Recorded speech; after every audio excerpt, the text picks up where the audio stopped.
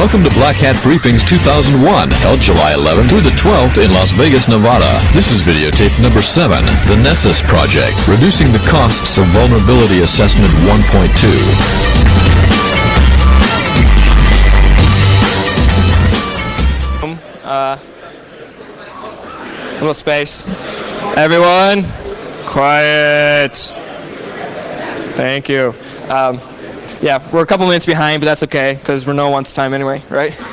We're going to get started. Hopefully there's room for everyone to fill in. If not, we got an aisle here. Just don't get stepped on. Anyway, so now we've next talk, Renaud Deraison from Paris is going to talk about Nessus 1.2. Not yet released, but it's coming up. He's going to show you all the cool, nifty features and whatnot that are in 1.2 that make it super suave and everything else. So, off to Renaud. Hi. So I'll start with a preamble. If ever you have, I updated my slides since I sent them to the Black Hat organization. So if you don't read them, it's not the same presentation as in the talk, and they are online. I don't know if internet access is working here, but they're on the website right now. I will start with an apology. Nessus 1.2 is not out yet. I wanted to release it today, and it won't be released before next September. I had less time than what I expected to play with it, so I'm sorry. However, I will talk about all the features that I already implemented in the CVS version of Nessus, which is called 1.1. something that you can download already. So everything I will talk about, you can start to play with it. It will improve when I will release Nessus 1.2, but you can try to debug it. And the more you use it, the faster Nessus 1.2 will come out, because hopefully you will feel bug reports, and I will fix the bugs. Okay. I will talk about a few features that have not been yet implemented, but I will tell you when it's pure theory. So it's not just it would be cool talk. The purpose of my talk is first to try to identify why security scanners are often considered as being less cool as compared to IDSs, for instance, and why people like them but do not use them the way they should be.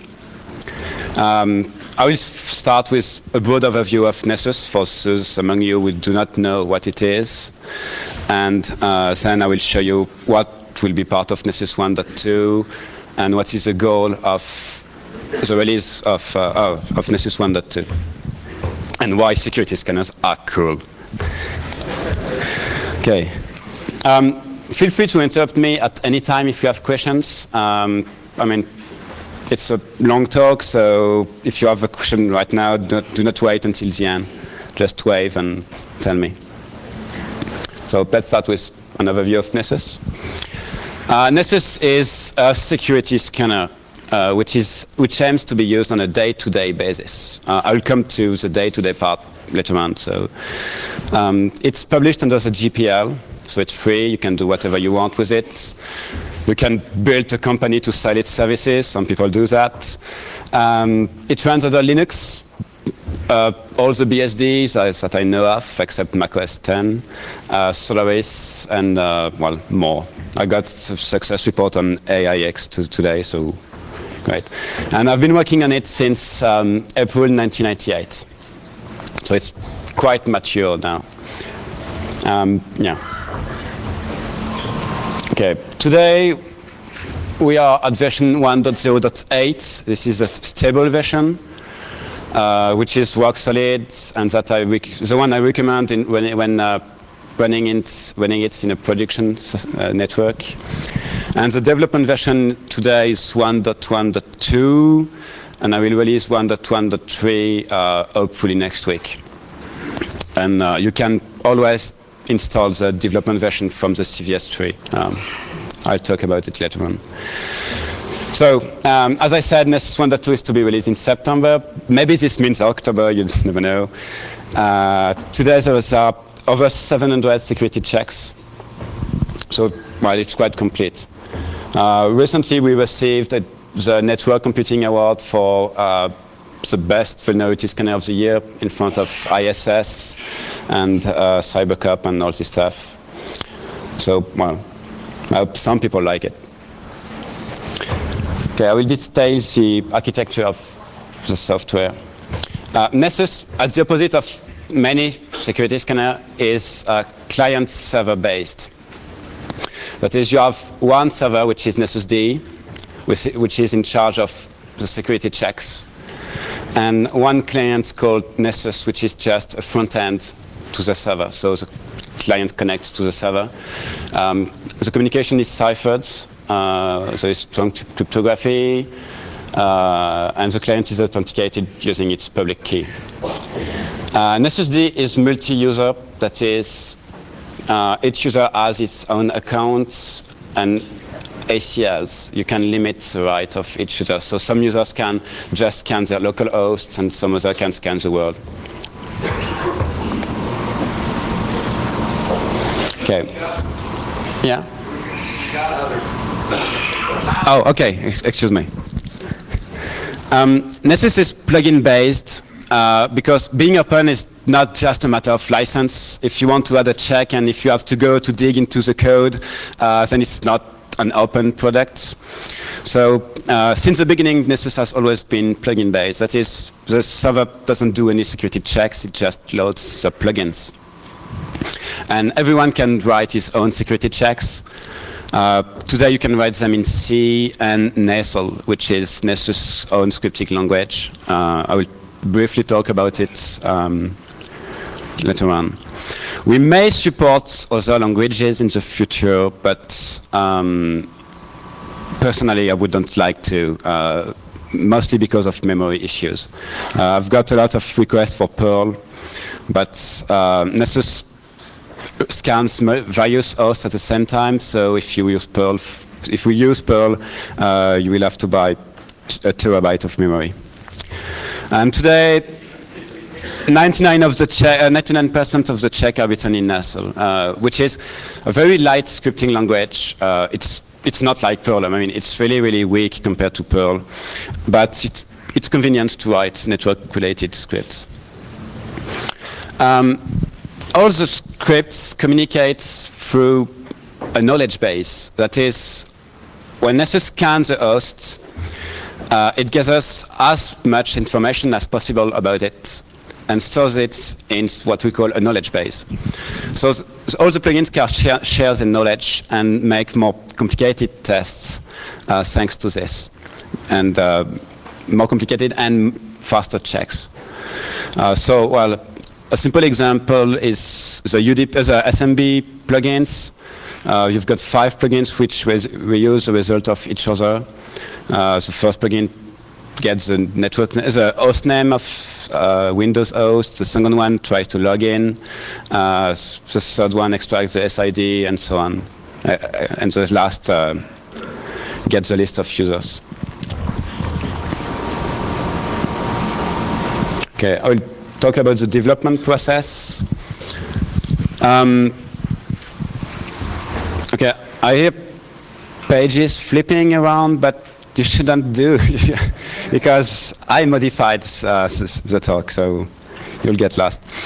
The development is public. We don't hide anything, so you can monitor it using CVS or CVS Web. It's cvs.nessus.org.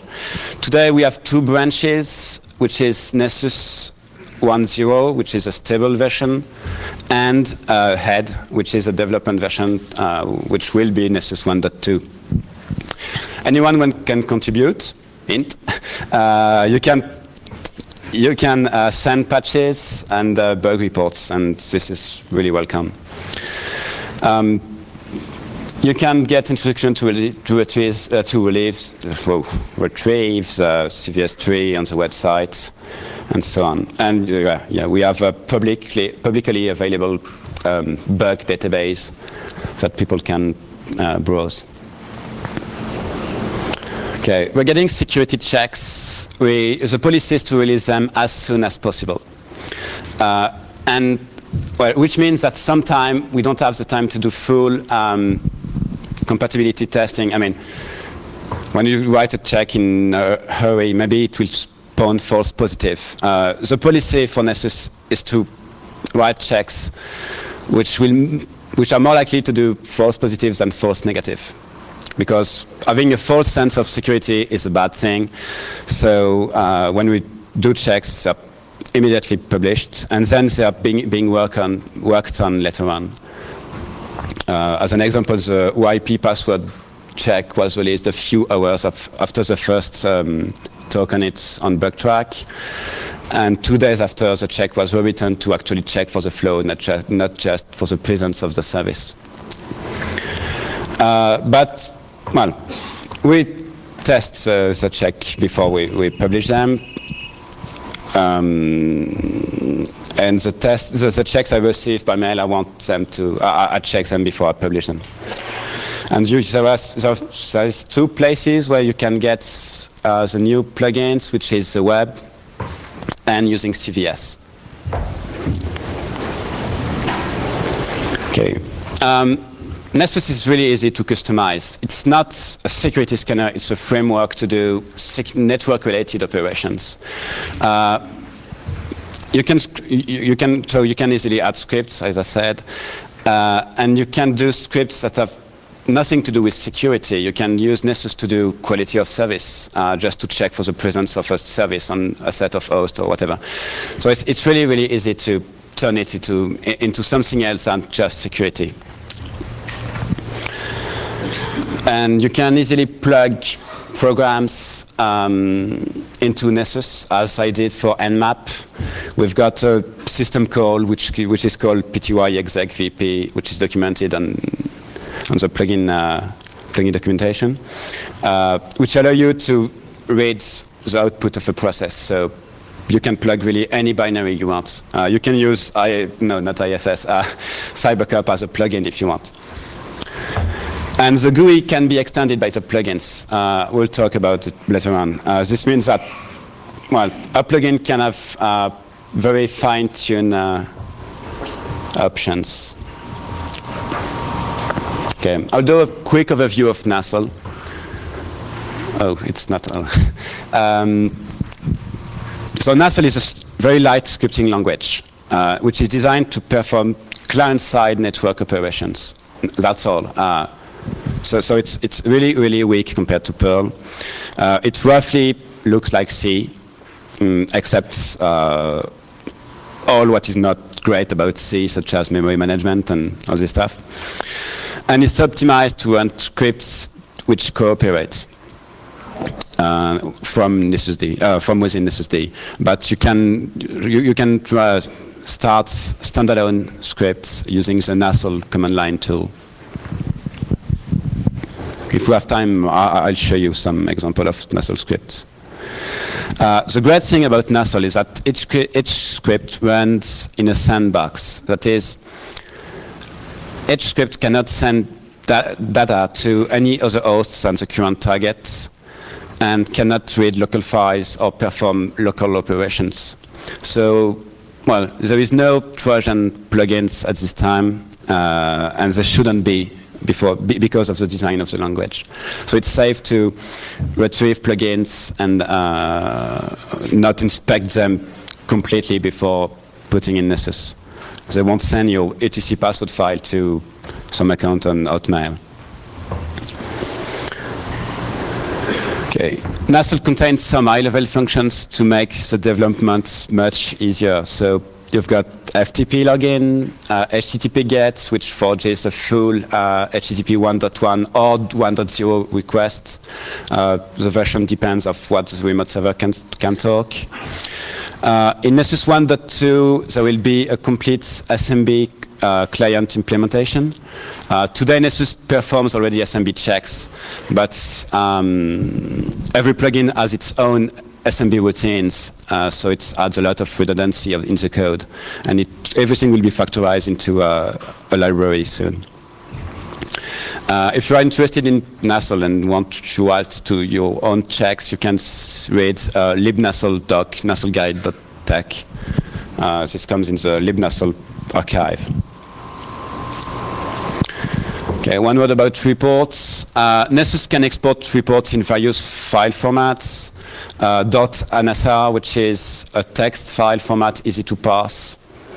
LaTeX, HTML, XML, spiffy HTML with graphics, as you can see, and text. LaTeX and spiffy HTML are ready to use, that is, ready to be shown to the management to justify new fundings. How stable is your XML format? Excuse me? How stable is your XML format? Today it's considered as being experimental, so it might change. Well, I'm not in charge of the XML part, so I can't really reply. It shouldn't change now between the current release and the new one, except if someone comes with a much better organization of the data. Okay, that concludes a brief overview of Nessus. This was Nessus 1.0. Now I'll talk about security audits done with well, security scanners. Any question about Nessus 1.0 at this time? Great. Yeah. Good question. Can the server and the client be on the same machine? Yeah. The question was, can the client and server be on the same host? And the answer is yes, they can. Okay, security audits. Security audits should be done very often because, well, the world of security is is always moving. I mean, what was safe yesterday may be proved to be completely to be remote root access tomorrow. So it should be in a big network. It's reasonable to do security checks very often. They should also be done against the whole network and not just the sensitive hosts, because, well, first, the threat also comes from the inside. Now there is the emergence of reverse shell VIRIs. That is a VIRI which go to the website to get the list of commands to execute locally. So what seems to be harmless hosts, I don't know, the secretary Windows 98 box, may be, because of reverse shell VIRI, it may become the launchpad of an attack against the internal network. Even though there is a 10 firewall on the way, it will go through. So, and this is not really science fiction. I saw a reverse shell VIRIs, so and I think there will be a lot more soon. And lastly, any IPv4 device can be a potential threat to the security of the world network. So, as I said, for the reverse shell VIRI, but even though, I mean, any hosts which can send packets can prove to be harmful. Okay, ideally, security audits should be done by a human being, which is the best tool to do that. Because human beings think, they can talk to people to get more information, such as which version of Windows are you using.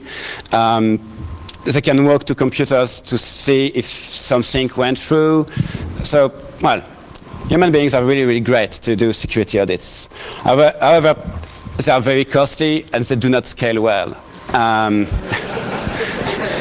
It's really easy to take care of the security of 10 hosts. If you have 2,000 hosts on your network, maybe it's not as easy to keep track of what's going on.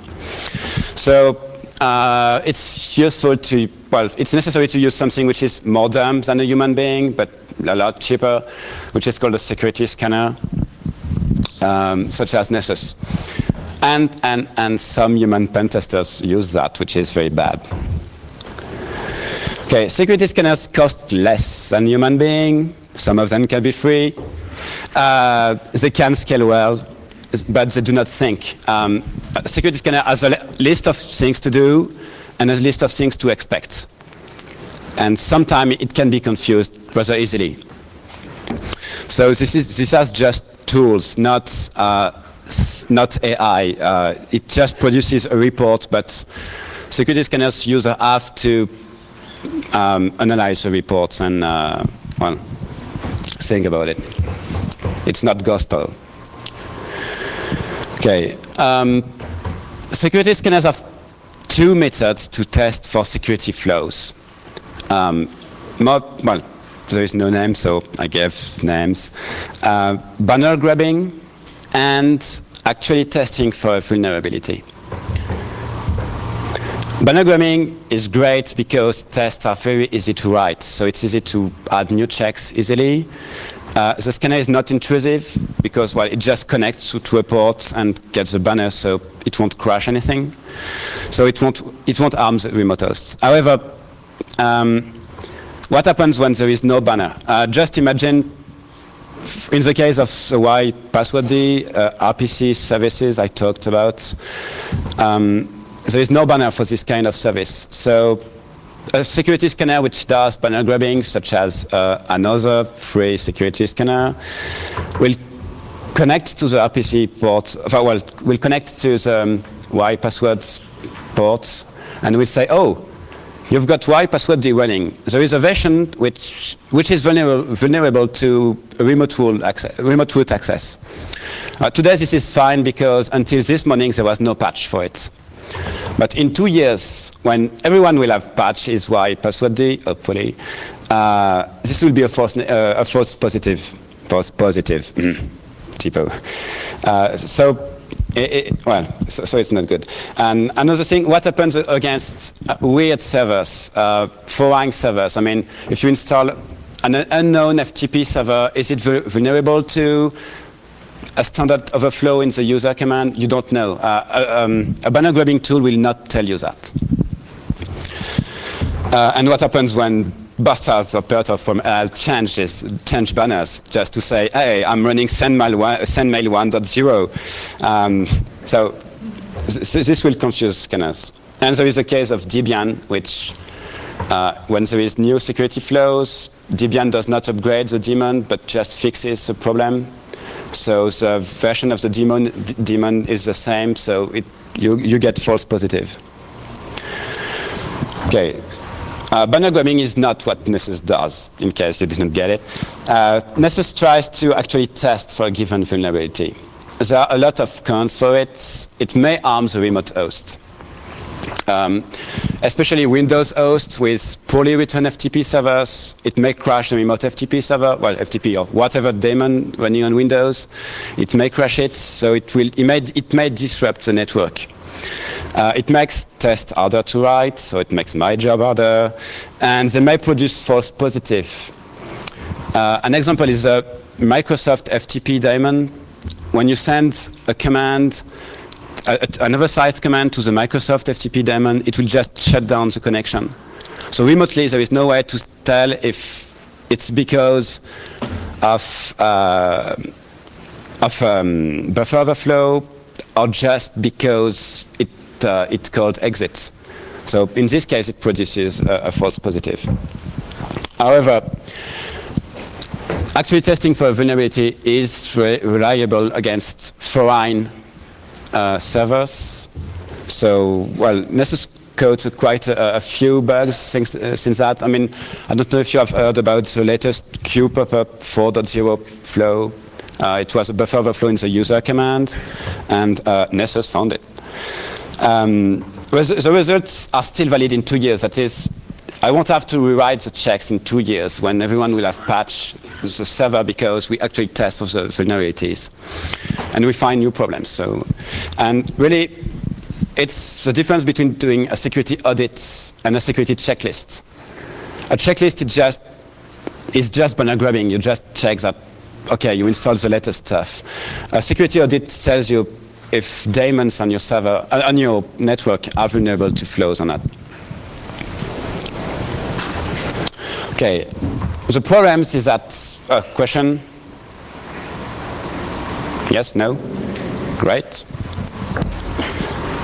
The problem is that security scanners generate a lot of costs on the net, when you use them often. The first cost is bandwidth.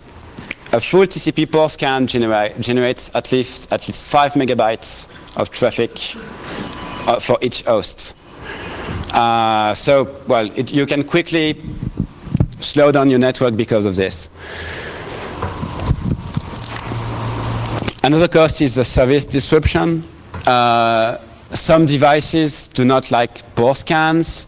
I don't know if you remember the Cisco advisory code, which has a suite name, CSC DS 073.26, which says that some Cisco routers may crash if you scan them above port 5000. Ooh, that's bad. And if you do that every week, users on your network will get unhappy, you know. Oh, it's Monday, the network is down because of the security team, great. So, well, it makes security scanner not popular. And the same is true for testing the flow. When you test for a buffer overflow, once again, against a Windows host, against Unix it's less true because most of them use fork. But even so, it crashes the remote service. So it's not good. Another cost is the time to perform the audit and to analyze the reports. First, installing, a security scanner is just another software, so you have to install it, upgrade it, maintain it, configure it, and get used to it. So, well, it costs time. A full network audit is usually very long, and during that time, usually, as a security team, you need to be on alert because something may go wrong on the network. So people may call asking what's going on. And reading the reports is even longer. It's on a big network, it's very common to have 300 pages reports because security scanners grab a lot of information about the remote host, not just vulnerability, but a lot of facts, such as there is one port open, or this remote host is running that kind of FTP server. If you read a 300-page report every week, maybe it's kind of boring. So we want to address that. And the result of this cost is that usually security audits tend to not be done globally, but just on a few sensitive hosts. The web server, every host on the DMZ and maybe some internal hosts.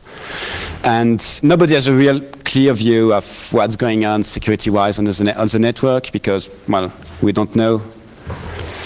And so when I saw that, I said, okay, with Nessus 1.2, I will try to reduce these costs to make security scanning easier and more fun, and to simplify everyone's life. Okay, so what features? First, we want to reduce installation time. I don't know if any of you have already installed Nessus. It's a full archive. You have to decompress each of them, configure them, compile, install. So, well, it can take some time. So now we offer a GNOME-like installation method to install Nessus. You just type links dash source install.nessus.org and you pipe that to a shell. It's dangerous because, well, if your name server is under attack, maybe it won't be the real install.nessus.org. So today it's as you wish. In the future, we should do that over SSL. Or maybe provide GPG sign script. The script takes care of everything. It installs, it retrieves the archives, configures them. It asks you if you want to try the development version or the normal version. So, well, I like it. And I install Nessus a lot. We also want to reduce the learning curve. Nessus has always had a GUI because, well, I could have write it as a command line tool. Honestly, I would have preferred to do that because I don't like GUIs and I don't like to program GUIs. But it allows anyone to start to have some work done because the GUI is quite intuitive. If you do not find it intuitive enough, just submit suggestions. So, well, you can quickly have an audit of your network. Maybe it will not be a full-blown audit because, well, there are some subtleties in the GUI. But at least, well, the learning curve is reduced. Also, we want to reduce bandwidth usage. if you do pen testing, usually you start by using Nmap. Then you've got the list of open ports on the network, and well, you play around with it, with each port, and at the end you launch Nessus. So why do 2 port scans? Nessus can reuse Nmap results, so you just upload them in to the server, and no port scan will be done. It's very useful to scan firewall hosts, because you can do a local port scan on your firewall and then send that to Nessus. So well, you save some time. Also, the list of open ports can now be saved in the knowledge base and given a lifetime, and then reused. That is, you say, okay, I declare that this port scan is valid for 2 days. And then when you do, during these 2 days, if you do a new security audit, you won't get, Nessus will not do new port scan. It will reuse the first results. So it's quite handy if you do a lot of scan. Nessus 1.2 is really much faster, because now, Nessus 1.0 would scan the hosts in parallel. And now, in addition to that, every plugin can be run in parallel. So that's a lot of processes running on the hosts, but it's really much faster. You can also specify which ports you do not want plugins to be written in parallel, to be executed in parallel, such as Nessus comes with port 139, which cannot be done in parallel because, well, it's SMB weirdness. Also, the knowledge base can be reused to not run the same tests again. This reduces the accuracy of a check, because you say that you consider that the remote host won't change configurations during the next n days.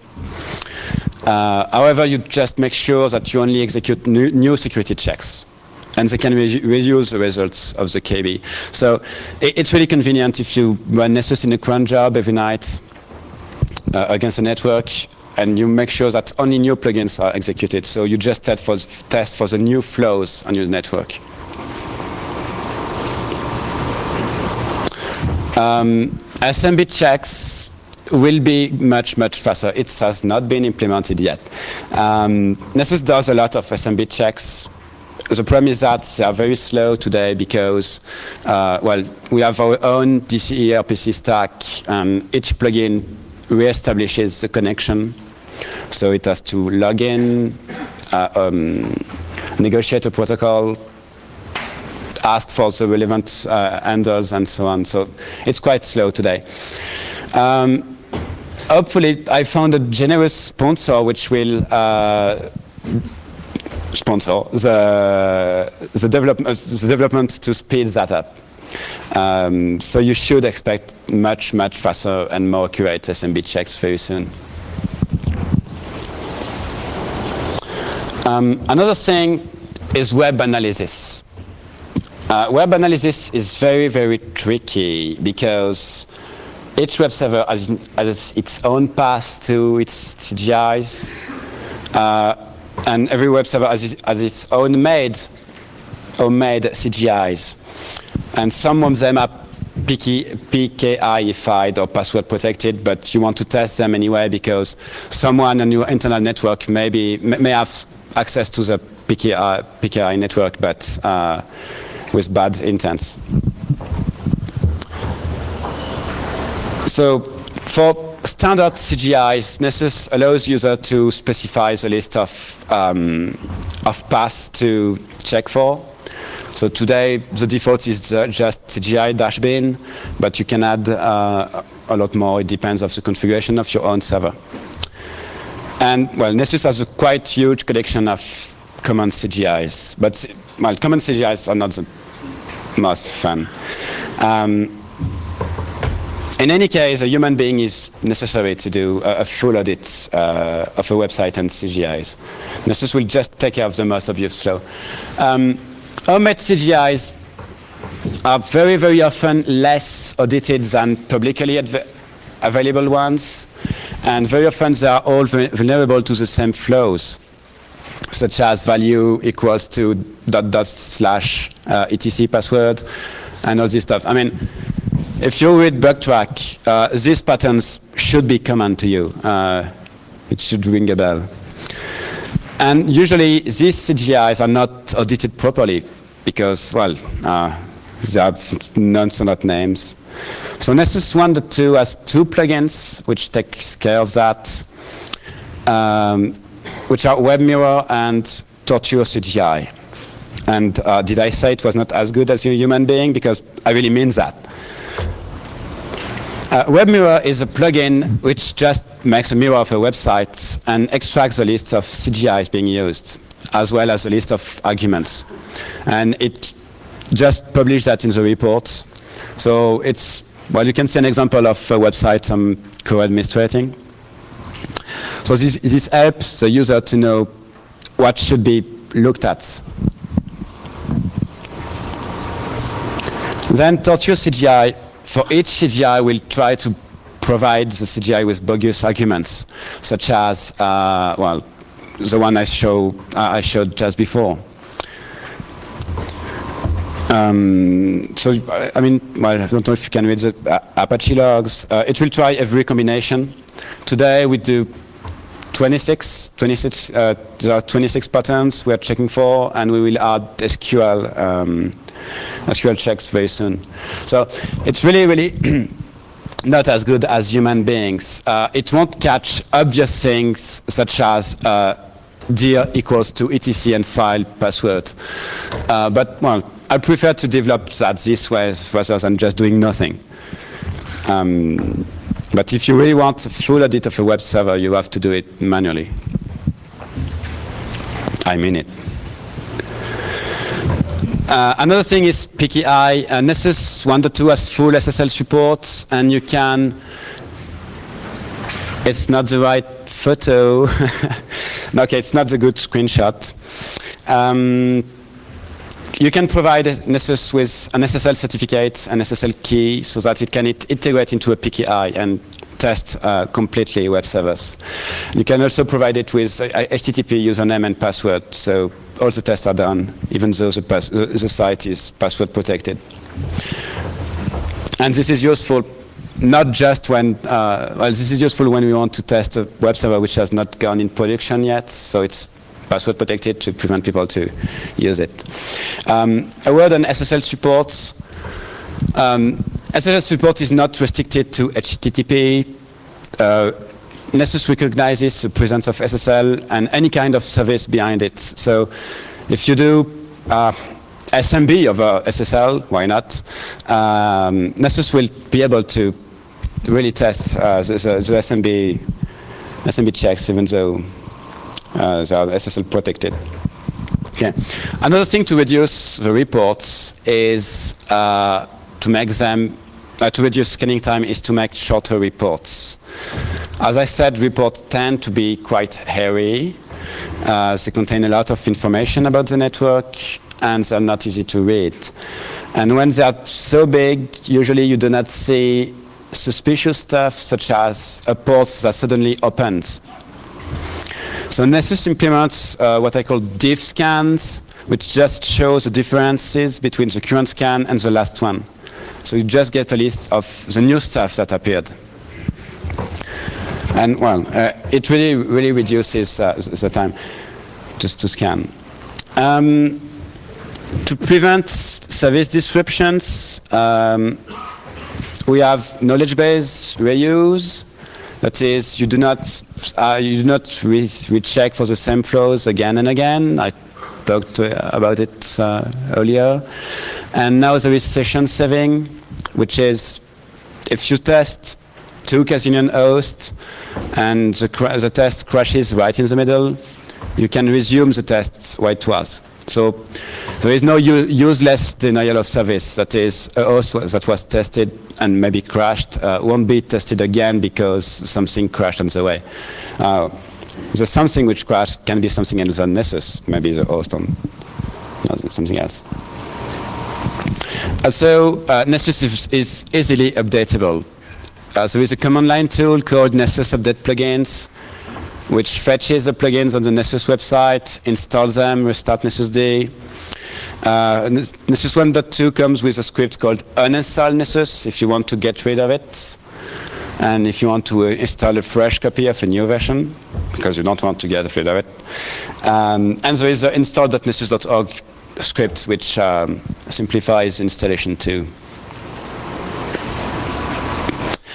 Another thing is when you are in a big company and you have several security teams, it's really hard to compare reports from different security teams because everyone has its own homemade tools, and so not everyone has the same test base. So Nessus comes with just imagine you have a big network, one in Paris, one in Berlin, and one in Washington, and a security team for each site. You want them to use the exact same set of checks.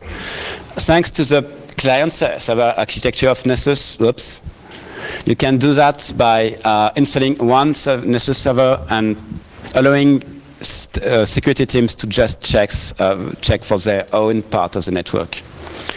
So everyone has the same test base, so you can compare reports.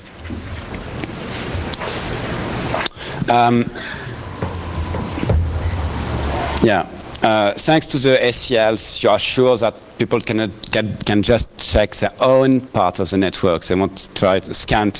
They won't scan each other. There is really no risk of misuse. The code has been reviewed again and again. If you find a flaw, win a T-shirt. So it makes life easier. At the opposite, you may need to have one client for everything. It might be interesting sometimes to have different views of the network. That is, you want to see your LAN as seen from the DMZ as seen from the internet, the LAN as seen from the internet, and so on. And once again, with the client-server architecture of Nessus, it's really easy to do. Okay, just imagine this sample network. You have one Nessus client, and you have several Nessus servers, and the client will connect to each of them. So you can have different views, you compare reports, and in the future we want to make communication between Nessus servers much easier.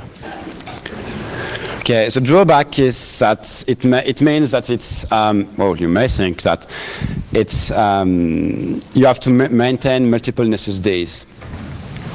The solution is to have client-side plugins. I wrote a patch for this. It was sponsored by Emaze, a company which uses Nessus. The client has a list of plugins to upload, and each time it connects to a Nessus server, it will upload the plugins. So the servers are dumb. Everything is just on the client side. So it really eases the maintenance.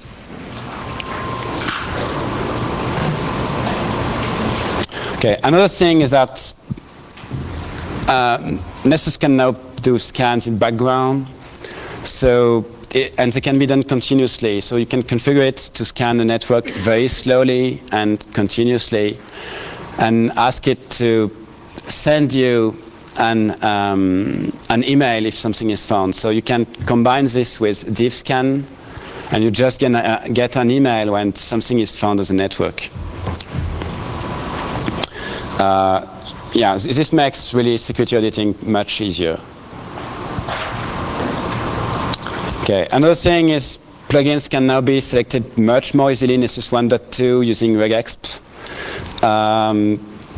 They should have profiles, SMB checks, as I said. Dependencies will show up in the GUI, and so on. In 1.4, we want Nessus to be clusterizable easily. Every plugin will have its description rewritten, so the report will be more complete and easier to export in databases or whatever. And there is a lot of new things to come also in 1.4, but it will be another talk. Okay, a a brief conclusion, and then I will do a demo. Nessus is free, so you should give it a shot if you have not already done so. I really like it much better than Nessus 1.0. As a Nessus user, I'm very happy with it. I'm quite biased, but really, if you ask me between the two, I will say today just try the development version of what will be Nessus 1.2. You may prefer the scanners. I'm fine with that because I don't gain any money with Nessus. So if you know what other scanners do, just use them. I'm not an integrist. So you have a list of relevant links. The two most interesting being www.nessus.org and list.nessus.org. And the frequently asked questions, of course, because there is no need to send me emails before you read the FAQ. Okay. Any question before I do the demo? Yeah, over there.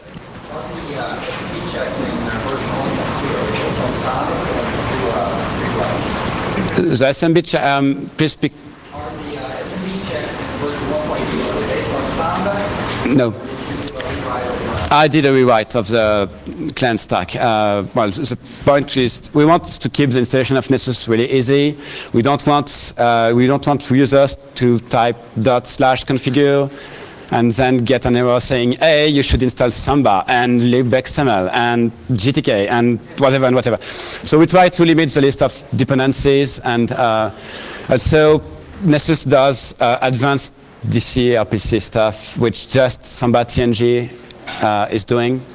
And Samba TNG today is better software, so we don't want to rely on potentially unstable software. I mean, so the behavior of Samba TNG may change. Yeah, a question over there.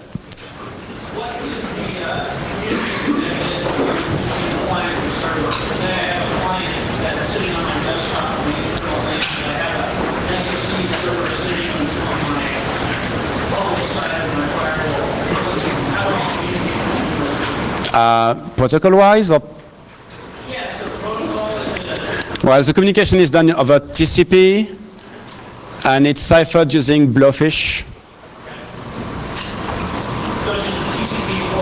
Yeah, TCP port 1241. It used to be 3001, but 1241 is now assigned by the IANA, so it's also a new official port. Yeah. Question about the nmap files. Are those the machine parsable? What else is it? No, official. It's a standard nmap output. Okay. The human readable one. Yeah. I want to say thank you for the product. It's great. Thanks. I've been using it for quite some time. Where do you get your funding? I usually pass around after I do talks and beg for money.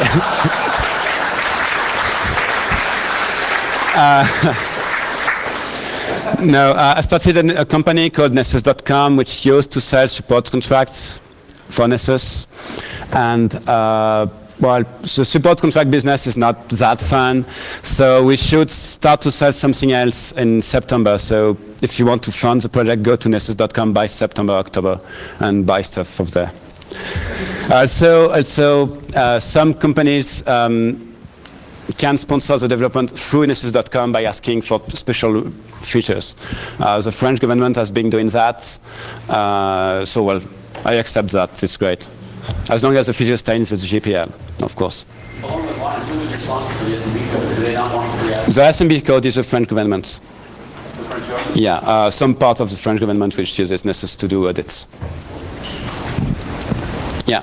How do you plan to cope with the new European Union regulations, given the possession of some security tools are on offense? Yeah. And in France, they are trying to pass a law which is even worse, because it makes the possession of tools which can disrupt a host illegal.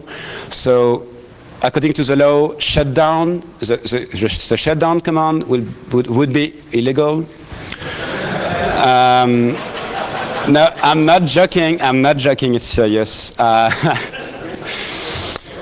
So, well, I have a suggestion for you. yeah.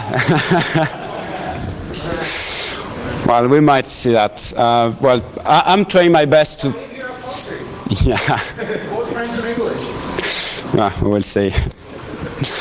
Well, I like France, so we'll see. Any other question before the demo? No, so demo time. Okay. Is that working? No?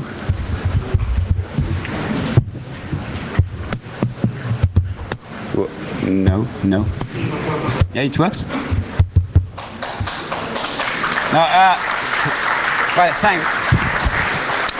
The talk is not done yet, so just trying to, well, I'll try it that way.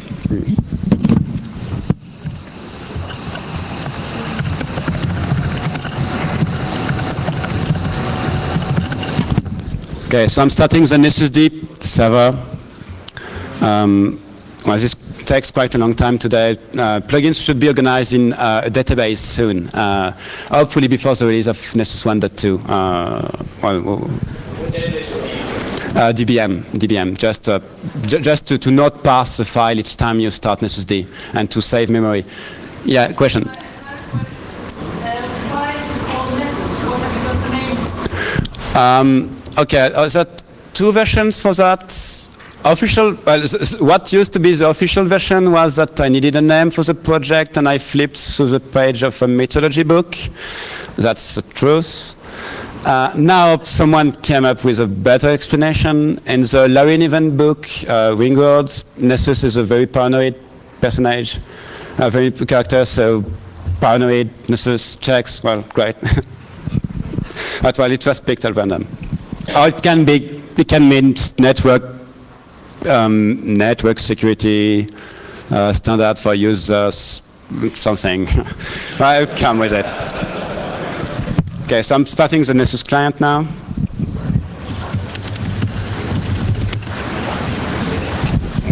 Logging into the server.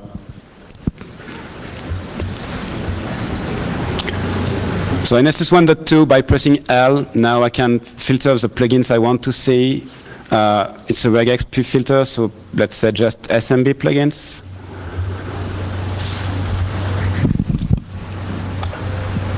And I just get the list of SMB plugins. So this makes the selection much easier. We want a full check.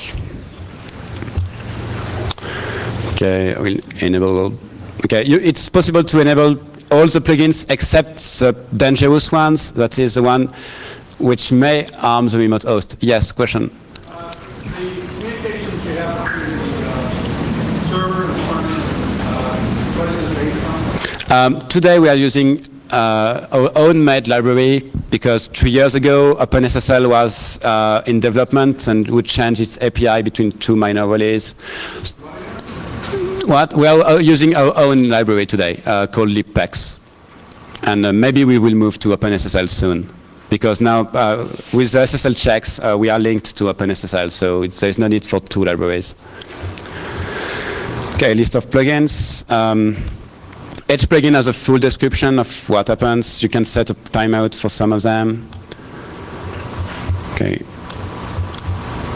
Some plugins can have additional options, such as a ping plugin, which specifies which protocol you want to, how you want to ping. The boon scan plugin, Nmap has a full interface. This is all Nmap options, so no need for Nmap front end anymore. Just use Nessus. You can set up. You can give SMB an SMB account to Nessus, so that Nessus will connect as administrator or whatever account you give it, and will try to inspect the remote host registry. So it will tell you which patches are not installed or which permissions on the registry are not set properly. Do you plan on sending the SMB password anytime soon? Yeah, it's planned. Hopefully in the sponsor I talked about, it should go with it. But there is no time, no deadline for this one because, well, someday. Okay, you can specify HTTP login, some credential for POP, anonymous FTP, and so on. If you want to test FTP with a specific user account, so you can select an SSL certificate and so on. I will start with a complete scan of my network, my localhost, with just nmap. I can ask for several checks at the same time. I will start inetd to, oops. Okay. My inetd is full of security flaws, well, yeah, security problems. If you have tried Nessus in the past, you will notice that it should go faster. Yep.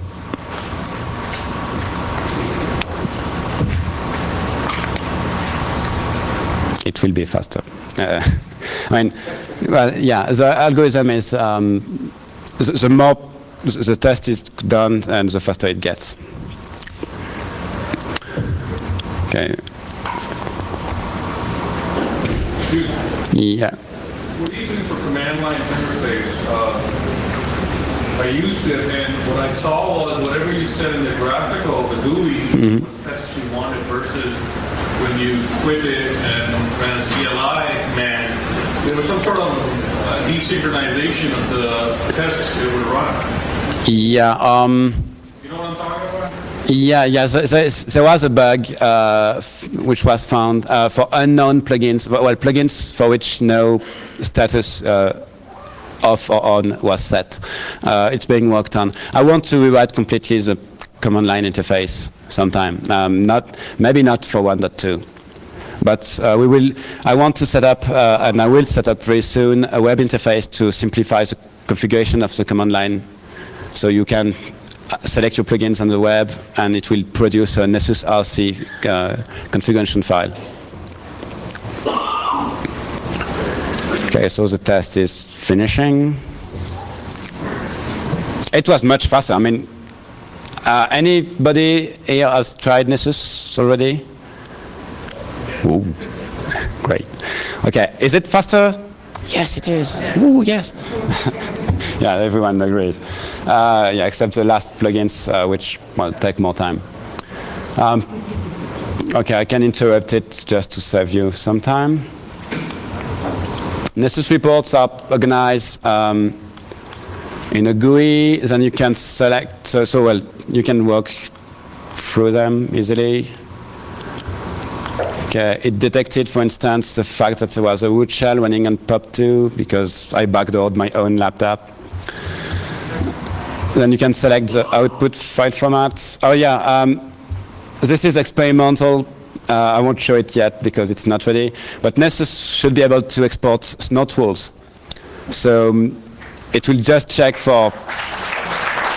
Yeah, it will be funny. I mean, it will produce huge walls, but so you can, your IDS will just listen for what you are vulnerable for. I don't know which one do you want. We can try LaTeX. Yeah.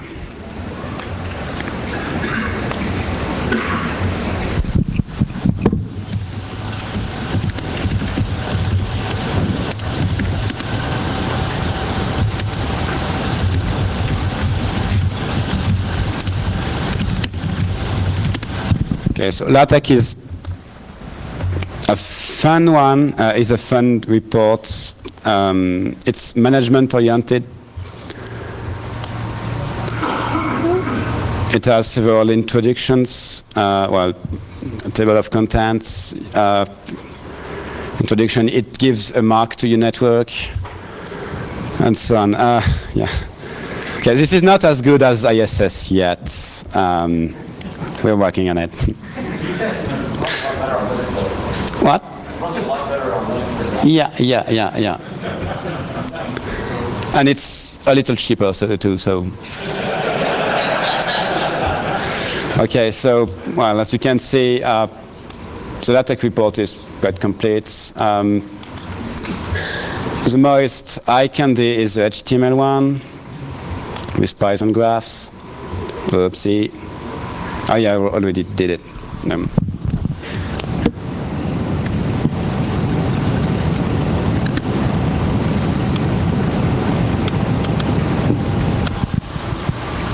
starting Mozilla, so it will be slow.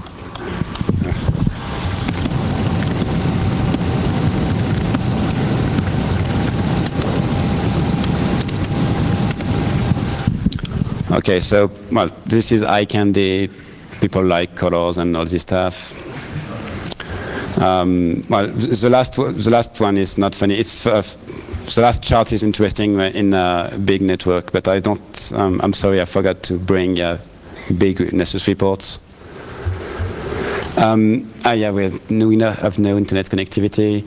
Nessus is CVE compatible, and yeah, and I mean, I don't know if you have tried CVE. What I really do not like about the CVE web interface is that it gives you a list of links, but not the actual links, just a name, Bugtrack ID, but you cannot click on it. So I wrote a wrapper on nessus.org, so when you click on it, actually you go to, well, yeah, we don't have internet access. You go to cgi.nessus.org, and links are added on the fly. So you are always 2 clicks away from the original advisory for most of the flows.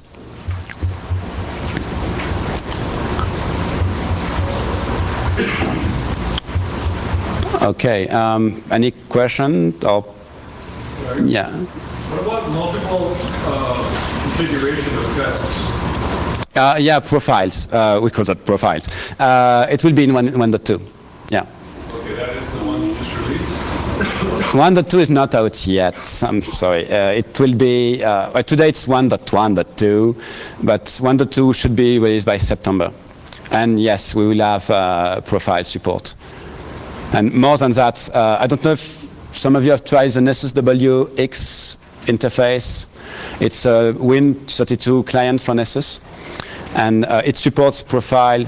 And in a profile, you set up not only a set of checks, but also the server to connect to, and all this stuff. So you can have a profile called My Network as seen from the DMZ, and you could just click on it, and you have the right check. Yeah. Are there any limitations on the number of concurrent users that can log into a Nessus server? Excuse me? Are there any limitations on the number of concurrent users that can be on the Nessus server? No. I don't know. There is no limitation at this time. We should add, yeah, we should add some. Yeah, you've won a shot because, yeah, you've got the courtesy of Aurelie because it's a good suggestion. Multiple Nessus users will be tried in real life soon. In Paris, the company which is in charge of all the bus and subway will have one Nessus server for every sysadmin. So we will see what a full-scale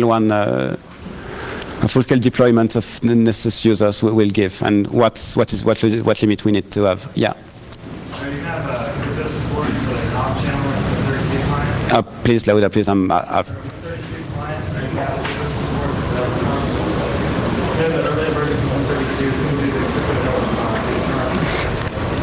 The latest Win32 client has cryptography support. Yeah. It's basically the same as the Unix one, except that it's 1.107, I think, because I didn't want to recompile again. But yeah, it's it's quite up to date compared to the Unix version. Question? No? Yeah. Do the reports add do they also include the minuses, meaning this is either gone off the network or fixed, or is that an option? No.